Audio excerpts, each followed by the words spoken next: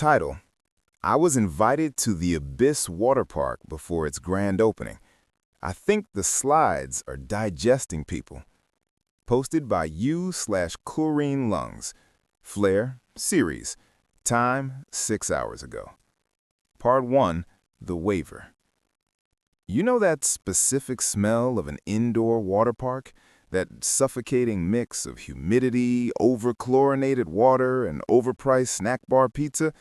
It's supposed to be nostalgic. It's supposed to remind you of summer birthdays. But sitting here in the ER waiting room, smelling the phantom scent of bleach burning my nasal passages, I realized that smell isn't cleaning chemicals. It's a masking agent. It's there to cover up the smell of something rotting. My name is Elias, and 3 days ago, my best friend Marcus and I were invited to the soft launch of a new attraction called The Abyss. We're urban explorers mostly. We run a YouTube channel with a modest following where we sneak into abandoned malls and factories. But this was different. We weren't breaking in, we were invited. The email came from a generic domain. It promised exclusive access to a subterranean aquatic experience built inside a repurposed hydroelectric dam in upstate New York. The selling point was the verticality. They claimed to have the deepest drop slide in the world, plunging nearly 300 feet into the earth. We drove up on a Tuesday. The parking lot was massive, a brutalist concrete monolith built into the side of a cliff face. The signage was sleek. Minimalist blue text on black metal. The Abyss. The parking lot was empty, except for about 10 other cars. We grabbed our GoPros, trunks, and towels. "This feels like a villain's lair, dude," Marcus said, filming the entrance. "If I die, tell my mom her lasagna was dry." "It's a corporate gig, Mark. Probably just Amazon trying to get into the theme park game," I joked. We walked into the lobby. It was strangely quiet. No music, no screaming kids, just a low, vibrating hum of massive pumps deep underground. The receptionist didn't smile. Her skin was pale, her eyes looking almost waxy under the fluorescent lights. She slid a tablet across the marble counter. "Sign the waiver," she said. Her voice was flat. I skimmed it. Standard legal jargon, not liable for injury, death, or loss of property. But then I saw paragraph 14. The Abyss utilizes a proprietary biofiltration system. Guests acknowledge that interaction with the fluid medium may result in temporary epidermal assimilation.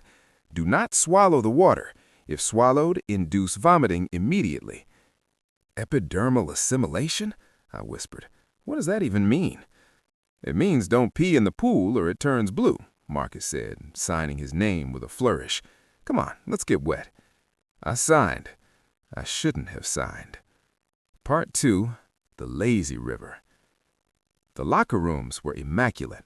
White tiles, chrome benches. But it was cold. Freezing cold. We changed quickly and headed out to the main atrium. It was breathtaking, in a terrifying way. The ceiling was lost in darkness, hundreds of feet above. The lighting came from underwater, huge glowing blue pools that cast shifting shadows on the concrete walls. The air was thick, heavy with moisture, but it didn't smell like chlorine. It smelled like copper, like old pennies and raw meat.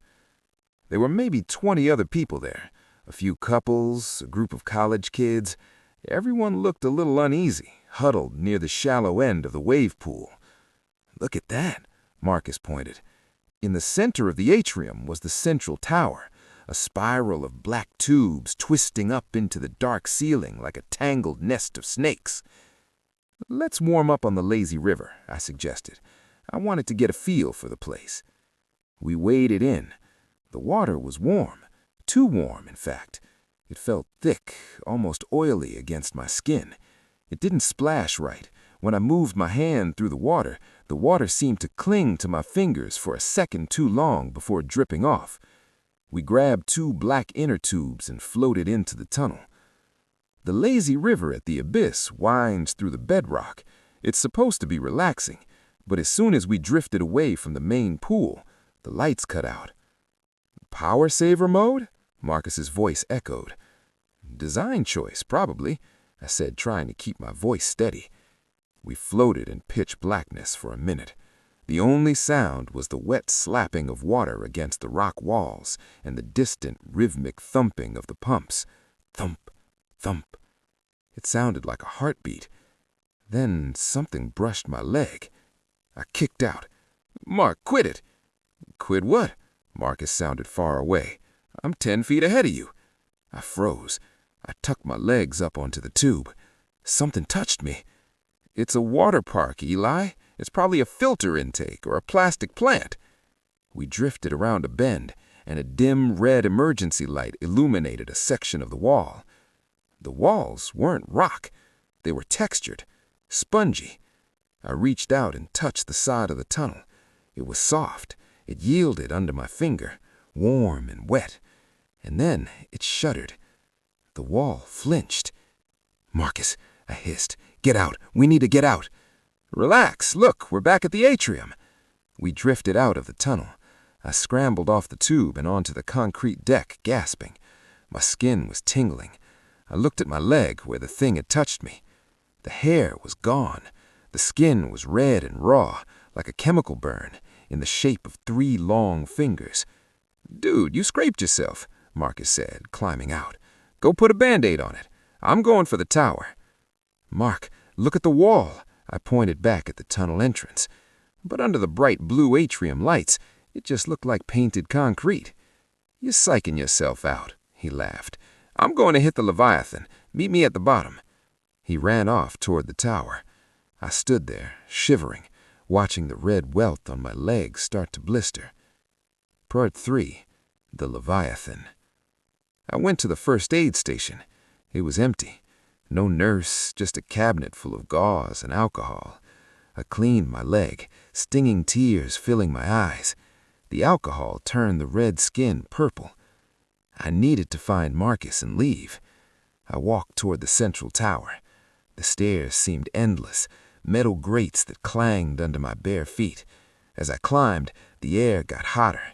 The humidity was suffocating. I could hear the screams of riders, but they didn't sound like fun screams. They sounded short, choked. I reached the observation deck. It was the highest point in the park. From here, you could look down into the splashdown pool far below. But it wasn't a pool. It was a drain. The water didn't settle. It swirled in a massive, violent vortex in the center of the room, disappearing into a black hole in the floor. There was a lifeguard at the top of the slide. He was wearing a yellow windbreaker, hood up, face obscured by a visor. He stood perfectly still. "Where's my friend?" I asked. "Guy in red trunks. He came up here 5 minutes ago." The lifeguard didn't turn his head.